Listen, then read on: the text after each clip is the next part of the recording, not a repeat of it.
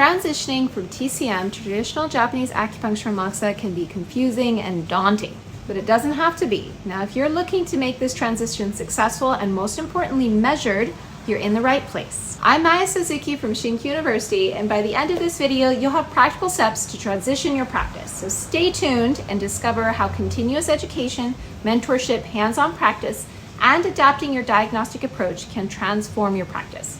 Plus, I'll also share some essential techniques to transition your practice to traditional Japanese medicine. If you're new here, make sure to subscribe to my channel and hit the bell icon so you don't miss out on any future videos on traditional Japanese acupuncture and Moxibustion. Before we dive in, let me share a bit about myself. I've been practicing traditional Japanese medicine for over 15 years and have helped countless practitioners transition from TCM to TCM. And my goal is to share the knowledge and techniques that I learned in Japan from my teachers to more practitioners to help all of us help more people live happy and healthy lives. In turn, this helps your practice thrive, which helps you achieve your personal and professional goals. Now, if this sounds like something that resonates with you, please do set up an interview to see if ShinKyu is a good fit for your practice. There's a link for it in the description box below. First, let's talk about the importance of continuous education in traditional Japanese medicine. It is crucial to learn the foundational techniques of palpation, acupuncture, and Moxibustion. And these foundational techniques are the same for every style of acupuncture. I can't say this enough.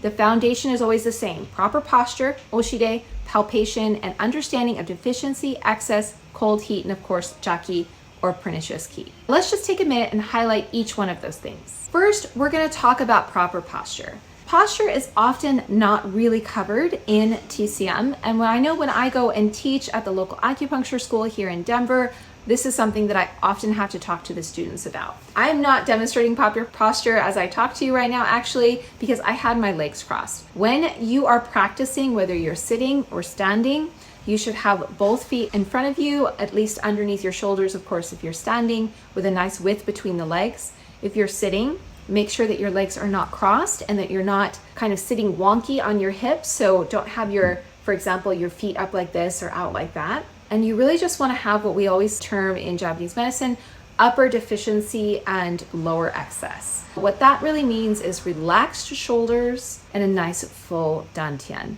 This is really, really important that you approach your patient this way. Another thing, of course, that we should talk about is that whatever you're treating should always be in front of your dantian. So that always should be in line with your dantian. And so this is a great time to think about, is my table height the correct height for me and my patient? Do I have a nice round downward flow to my arms, or are my arms always constantly coming up? Do I constantly have my wrists popped out? All of these things are really important. The next thing that we should cover, of course, is your Oshi. And then I'm going to have a nice relaxed shoulder with my Oshi, again, space between the elbow and the sides. Relaxed, allowing for optimum ki flow and optimum sensory catching, I guess you could say. For those of you who don't know, the Oshi is the non-dominant hand or the supporting hand when we're doing acupuncture in Japanese medicine, especially in the traditional styles. So we're going to utilize our hand like this. And so ideally you either have a full moon or a half moon here between your index and thumb. Now, I'm a right-handed person, so this is my left hand. If you're a lefty, obviously it will be a right hand. If you claim to be ambidextrous, choose a hand because you don't want to consistently be switching back and forth. So our non-dominant hand is going to have the index and thumb be nice and round, and we always want to have nice connection through the outer edge of the palm, and if we can, through all three of our fingers, right, through the pinky and the middle finger. And all of this should rest flat on the patient, just like that. So if this is my patient's body, I'm going to rest it just flat right there. And I'm going to make sure to have, again, this outer edge of my hand and all three of these fingers touching, with also the index and the thumb resting really nicely, utilizing that as a way to balance the needle on the patient. So that way it has more strength to the shaft. This is really, really important. Oshi is 100% part of every traditional medicine style of Japanese medicine that I know of. While there are a little bit different techniques with Oshi and you can hold your hand a little bit different depending on where you are in the body, really your posture, having your dantian in front of what you're treating and having a nice, soft, relaxed Oshi that is really connected to the client is not going to change. The next thing I want to talk about is palpation. I've made other videos on palpation on my channel here, and I've talked about it a lot, but really the weight of your hand is the weight of your palpation. I find a lot of times that when I teach TCM practitioners, when they palpate, they really are putting a lot of weight in their finger to palpate, and they're pushing down with their hand so it kind of indents the skin. Instead, you want to make sure that you have just the weight of your hand, and you don't want to be creepy, right? You don't want to be too disconnected, and you don't want to be too heavy. Some people, when they palpate, they want to stay up here and really read the energy.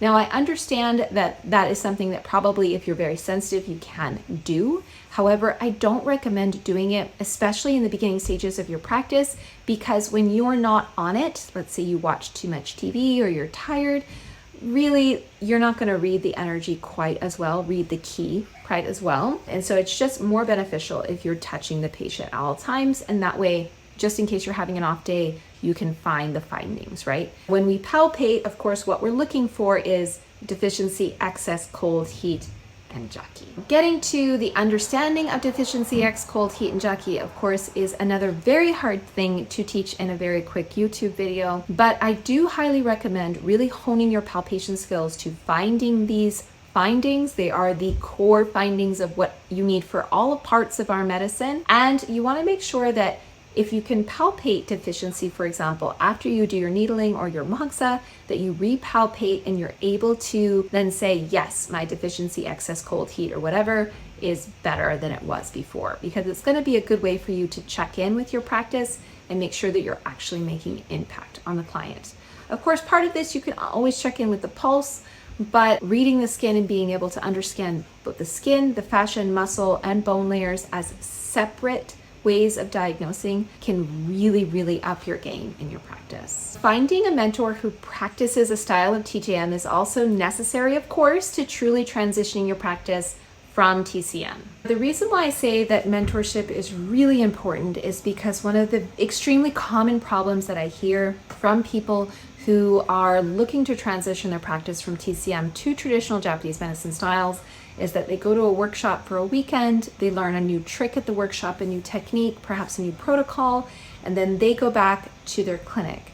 And at their clinic, they try to apply that technique, that trick, and they get really confused because they start getting questions on when should I apply this? What happens in case B? What happens in case C? Whatever it is, right? And then they don't have any way to really have those questions answered besides maybe an email back and forth to the instructor. So this leads to a lot of confusion in their practice. And the problem with that is it leads to a decrease in their confidence with their practice. Now, of course, the problem with that is because you're unsure of how to really apply this new technique. You're unsure of how to really apply this new protocol in a more varied situation, that you end up falling back into your TCM and you use your TCM because you know it and it quote unquote works already.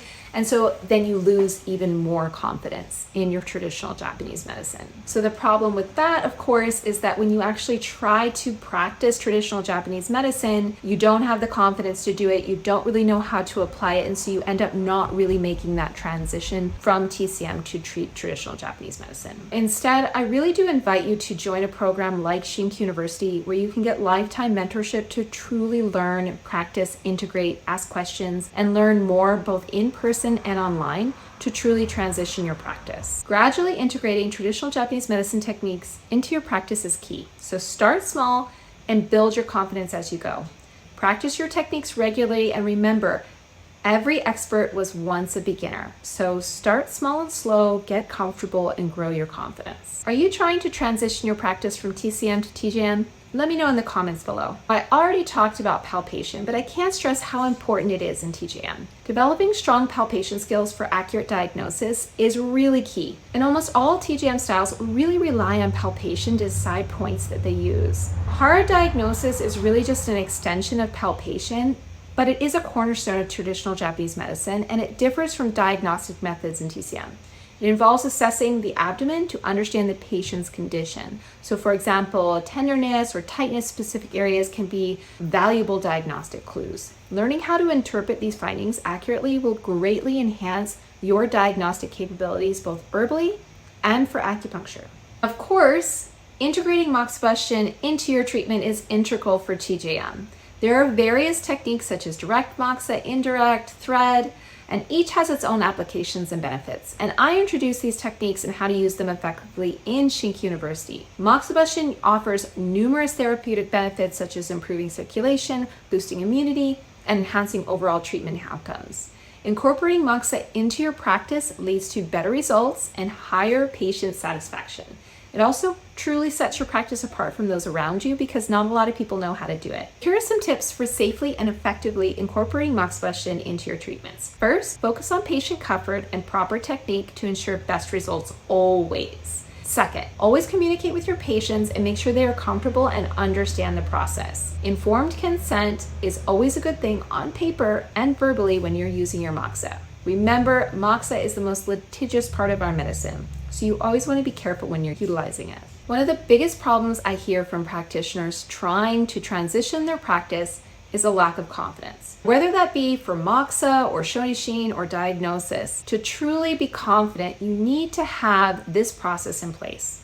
Learn a new technique, be critiqued on that technique, practice and get feedback from a stable mentor, practice some more, get some more feedback, practice more, ask questions, get more feedback. This isn't something I have invented. This is a tried and true learning method of acupuncturists in Japan. So this idea that your learning has to be disjointed and all over the place and, all over these classes, it just boggles my mind. And frankly, it doesn't serve you the slightest. I know this because I have learned and continue to improve my acupuncture moxa and how I teach every single client I have in ShinKyu University. If you found these insights helpful and want to dive deeper into mastering traditional Japanese medicine, consider joining my mentorship program. Consistent mentorship can take your skills to the next level and help you achieve more accurate results in your practice. So check out the link in the description box below and schedule your interview today. If you enjoyed this video, please do give it a thumbs up, share it with your colleagues, and don't forget to subscribe to my channel for more tips and tutorials on traditional Japanese medicine. Don't forget to watch my other videos like this one right over here on Hara diagnosis.